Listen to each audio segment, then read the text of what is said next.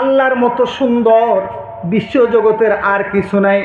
ভাইরা আমার, আল্লাহ রব্বুল আলামিনের সাথে যদি সাক্ষাৎ করতে চান তাহলে আল্লাহ রব্বুল আলামিন কোরআনে কারীমের মধ্যে জানিয়ে দেন, কুল ইন কুনতুম তুহিব্বুনাল্লাহ।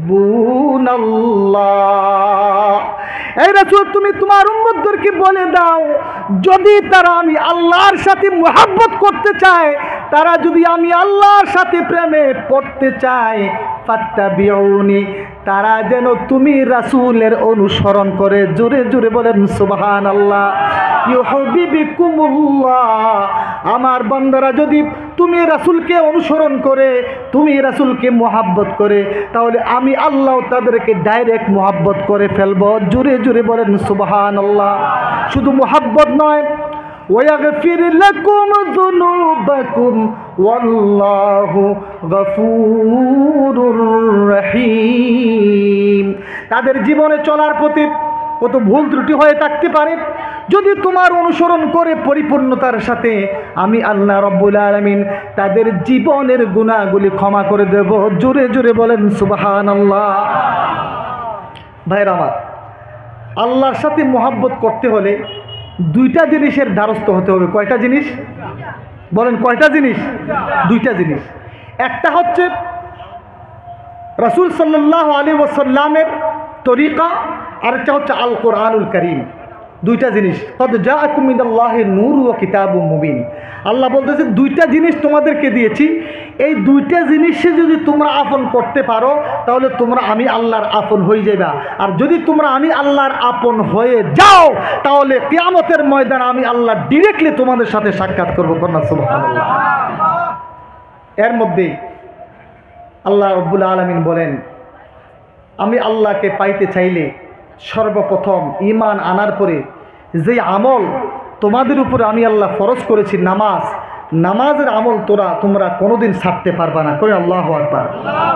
নামাজের আমল, 5 ওয়াক্ত নামাজ কোনোদিন তোমরা ছাড়তে পারবা না। নামাজের আমল অবশ্যই তোমরা করবা।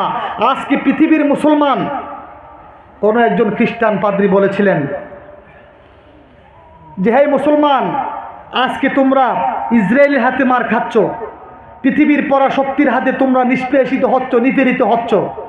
কেন জানো? বলে না, জানি না। আমি দেখেছি তোমাদের যেদিনকার শুক্রবার আসে জুমার নামাজ, জুমার নামাজে প্রত্যেকটা মুসলমান নামাজ আদায় করার জন্য যায়। জুমার নামাজ যেমন ফরজ, প্রত্যেক দিনের ফজরের নামাজটাও তেমন ফরজ। কথা বলেন ঠিক কিনা? প্রত্যেক দিনের জোহর তেমন ফরজ, আসর তেমন ফরজ, মাগরিব তেমন ফরজ, এশারের নামাজটাও তেমন ফরজ। মুসলমান, আমি তোমাদেরকে জানতে চাই, আচ্ছা হুজুর, শুক্রবারে যে জোহরের সময়, যে দুপুরের সময় যেই নামাজটা পড়েন, এটার কি গুরুত্ব বেশি অন্য অন্য দিনের নামাজের থেকে? বলে না, এটার আলাদা একটি স্পেশালি গুরুত্ব আছে, তবে অন্য অন্য নামাজগুলোও ফরজ, এই নামাজটাও ফরজ। তো তাহলে এই নামাজে দেখি তোমরা সপ্তাহে একবার বেশি আসো, আর অন্য অন্য দিন নামাজগুলোর ভিতরে তোমাদের 3 ভাগের 1 ভাগের 1 ভাগও আসো না। তার কারণটা কি? বলে কারণটা হচ্ছে মানুষের অলসতার কারণে আসে না। তাহলে আমি ফাদ্রি বলে দিচ্ছি, শোনো, যেই দিন পৃথিবীর মুসলমান জুম্মার দিনের মতো প্রত্যেক দিনের নামাজগুলি তোমরা আদায় করবে, সেই দিন তোমাদের সাথে আল্লাহর মদদ সরাসরি চলে আসবে। বলে সুবহানাল্লাহ। একজন ঈসাই পাদ্রী বলেছেন। তাহলে আমি বলতে চাই, এখানে আমাদের উপরে 5 ওয়াক্ত নামাজ ফরজ।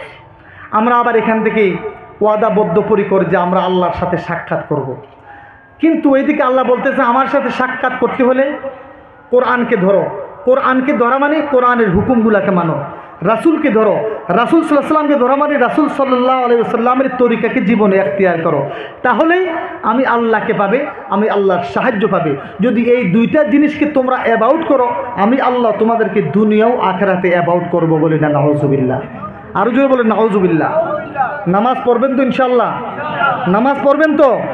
5 ওয়াক্ত নামাজ ছাড়বেন না। মুসলমানদের আমি বলে যাই, মুসলমানদের অন্তরের প্রশান্তির মাধ্যম হচ্ছে নামাজ, 5 ওয়াক্ত নামাজ।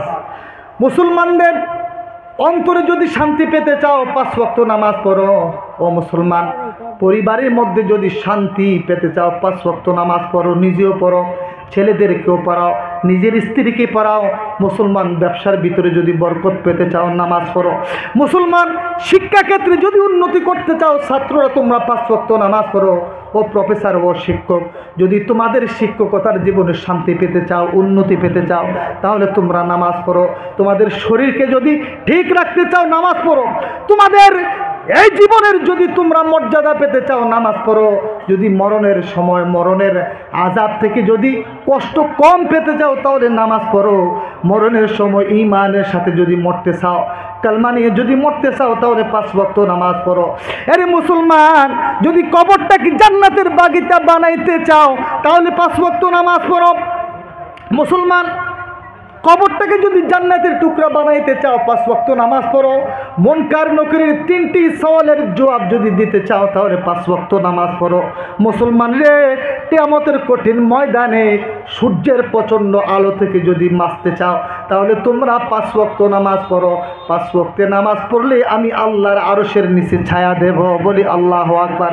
আরে মুসলমান, কিয়ামতের বিচারের দিবসে যদি ডান হাতে জান্নাতের সার্টিফিকেট পেতে চাও তাহলে তোমরা 5 ওয়াক্ত নামাজ পড়ো। মুসলমান রে, কঠিন ময়দানে তোমাদের রাসূলের হাতে যদি শরাবান তাহুরা হাউজে কাউসারের পানি পান করতে চাও তাহলে 5 ওয়াক্ত নামাজ পড়ো।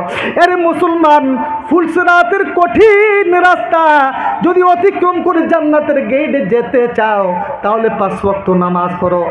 আর জান্নাতে গিয়ে যদি আমি আল্লাহর সাথে সাক্ষাৎ করতে চাও তাহলে তোমরা 5 ওয়াক্ত নামাজ পড়ো। বলি সুবহানাল্লাহ। উইদাউট নামাজ ছাড়া পৃথিবীর মধ্যে সম্মান পাওয়া সম্ভব নয়, পৃথিবীর মধ্যে শান্তি পাওয়া সম্ভব নয়, পৃথিবীর মধ্যে পরিবারের শান্তি পাওয়া সম্ভব নয়, পৃথিবীর মধ্যে মর্যাদা পাওয়া সম্ভব নয়। যারা নাকি 5 ওয়াক্ত নামাজ সঠিকভাবে আদায় করবে দুনিয়ার ভিতরেও তারা শান্তি পাবে, কবরও শান্তি পাবে, হাসরও শান্তি পাবে। বলে না সুবহানাল্লাহ। ইয়া আইয়ুহাল্লাযীনা আমানু, আল্লাহ বলেছেন ওরে ঈমানদারগণ, ইস্তাঈনু, তোমরা আমি আল্লাহর কাছে সাহায্য চাও, বিসসবরি ওয়াসসালাহ, ধৈর্য এবং নামাজের মাধ্যমে তোমরা আমি আল্লাহর কাছে সাহায্য চাও। তোমরা বিপদে পড়ে গিয়েছ, শত্রু তোমাদের সামনে হঠাৎ করে বাঘের সামনে পড়ে গিয়েছ, হাতির সামনে পড়ে গিয়েছ, তোমাদের ঘরের মধ্যে আগুন লেগে গেছে, তোমার বউর বেমার হয়েছে, বান্দারে মুসল্লার মধ্যে চলে যাও আর নামাজের মধ্যে তোমরা দাঁড়িয়ে যাও, আমি আল্লাহর কাছে চাইতে থাকো। চাইতে দেরি হবে রে, আমি আল্লাহ তোমাদেরকে সাহায্য করতে দেরি হবে না। জোরে জোরে বলেন সুবহানাল্লাহ। ইয়া ইলাহি तू मेरा माबूद है, या इलाही तू मेरा मकसूद है, या इलाही तू मेरा गफ्फार है, या इलाही तू मेरा सत्तार है। औलियारा कार उक़बा इख्तियार, जाहिलारा कार दुनिया इख्तियार। সারা পৃথিবীর মানুষ শুধু দুনিয়ার কাজে বিমূঢ় হয়ে গিয়েছে। কি করে আমি টাকা কামাই, কি করে 5 তলা বাড়ি গড়ি, কি করে আমি আমার অট্টালিকা বড় হয়, কি করে আমি শান্তিতে বসবাস করতে পারি। সারা পৃথিবীর মানুষ দুনিয়ার পিছনে লেগে গেছে। এই জন্য সমস্ত অশান্তি তাদের পিছনে আল্লাহ তাআলা ধরায় দিয়েছে। কথা বলেন ঠিক কিনা? सूरज ने दिया अपने शुआओं को ये पैगाम, सूरज ने दिया अपने शुआओं को ये पैगाम, दुनिया है अजीब चीज़ कभी सुबह कभी शाम, दुनिया है अजीब चीज़ कभी सुबह कभी शाम।